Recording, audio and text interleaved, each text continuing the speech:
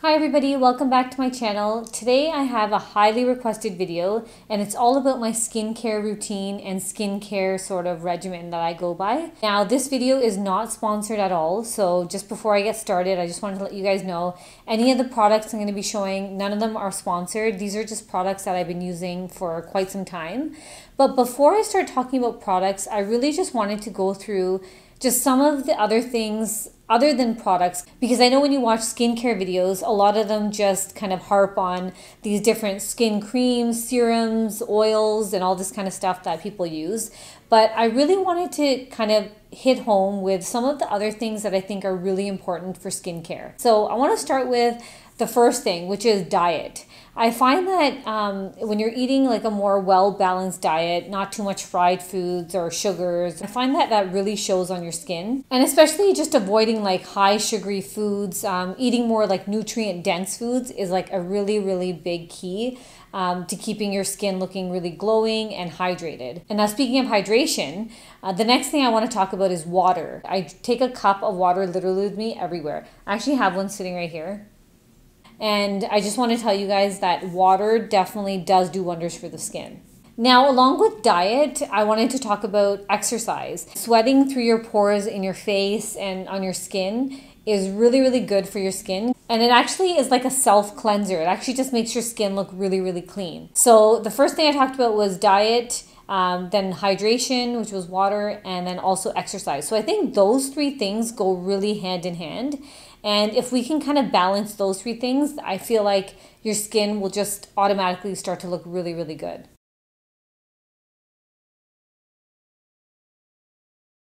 Now I'm going to talk about something that a lot of people are probably not doing, because I see a bunch of people posting saying, oh, I just woke up like this, I forgot to take my makeup off. And honestly, my sister is one of those people.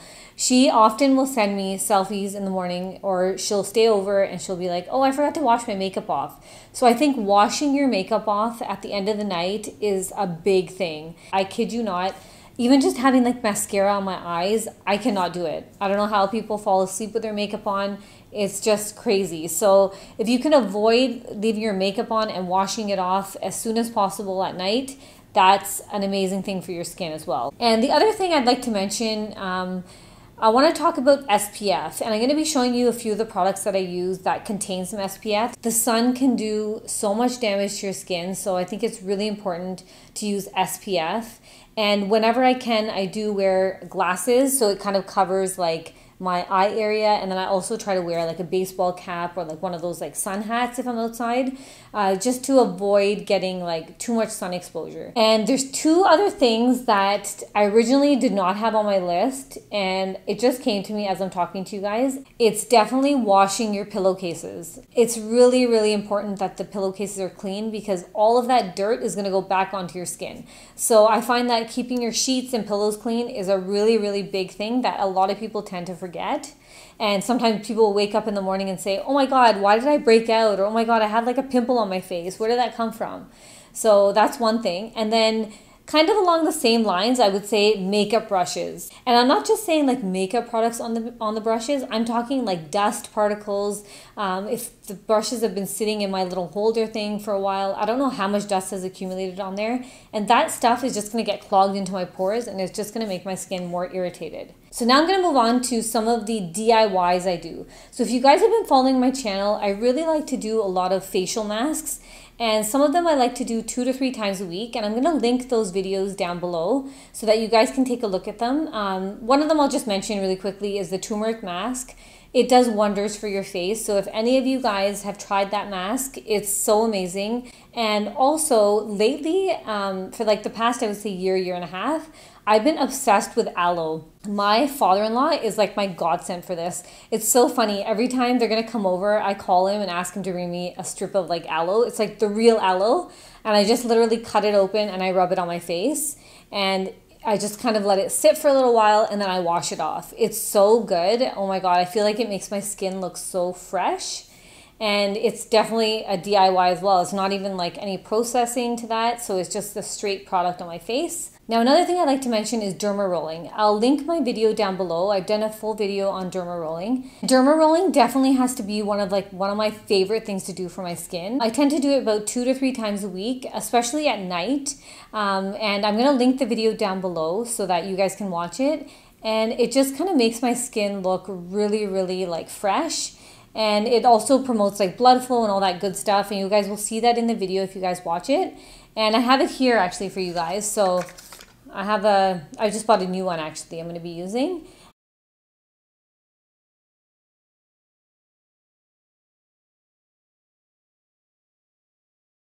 Now I'm going to move on to my products. Now, as I mentioned earlier, this video is not sponsored. I've used a lot of products in the past that I've moved on to other products.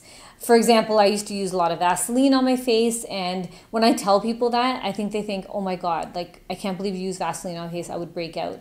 And that's what I wanted to mention to you guys. Just because it works for my skin doesn't mean it'll 100% work for your skin. So please just listen to your body, listen to your skin as usual, and just kind of go with what you feel is right for your skin. So for example, I like to wash my face morning and night, and I use a lot of Body Shop products. So the first product I'm going to show you is also in the aloe line. It's the Body Shop Calming Foaming Wash. This is a wash that's really, it's not too astringent. It doesn't leave your skin very dry. And the thing I like about this line is that it's like color-free, fragrance-free. So I hate the products that have too much of a scent. I just can't stand it. So this is a definite like go-to for me for my face wash. And I don't go anywhere traveling or stay over at my parents' house, anything without this product.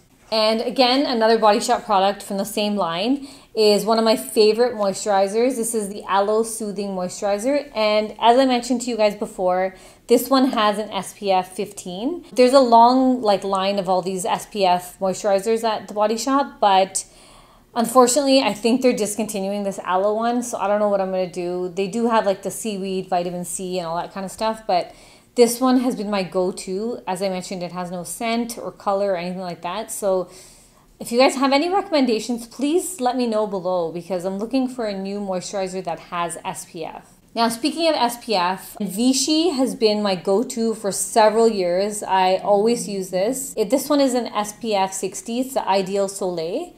And you can buy it from like your local drugstore as well. And this is for face and body. It says on the back of the packaging, it's for face and body. And what I like about this one, it's matte, it's fragrance free, and it's just moisturizing for your skin. So if you're using a moisturizer with SPF, it doesn't hurt to apply some more SPF to your skin. And like I said, don't forget to get like close to your eyes, but don't get too close to your eyes because sometimes I find SPF can get really sensitive for your eyes. So this is definitely a good one. And I also use this on my hands and stuff. Sometimes I'll use coconut oil to cleanse my face to remove my makeup. And I'll especially use it around my eyes to keep my under eyes like hydrated, on my lips. And sometimes I'll just put it on as like a mask overnight and then just kind of wipe it off in the morning. And then along with that, I've also picked up this vitamin E serum from the Body Shop. And I've been using it for about like a month now. And I really like it actually. It's an overnight serum oil. And the only thing with this is it has protective vitamin E and moisturizing wheat germ oil, but it does have a scent to it. So if you're very sensitive to scents, this one does have a scent. And typically I'll put on my serum, then my lotion, and then my oil. And then I also like to use one of my favorites. This is pure vitamin E oil that I picked up on Amazon. And it comes with like this little like stick thing. And because I'm the only one using it, I just use my fingers to kind of dab and put it underneath my eyes. And I use it at nighttime. And this I actually use religiously every night. Okay guys, I know this is a lot of information for you guys. I hope it was very informative. And I didn't want to just make this about products and what I use because like I mentioned before, everybody's skin is different. Not everybody's skin is going to suit the products that I use. So I just kind of wanted to hit home on some of the things that like people don't really talk about. Like I mentioned, diet, exercise, hydration, SPF, you know, washing your pillowcases, washing your brushes. Those are the things I find build a good foundation for your skin.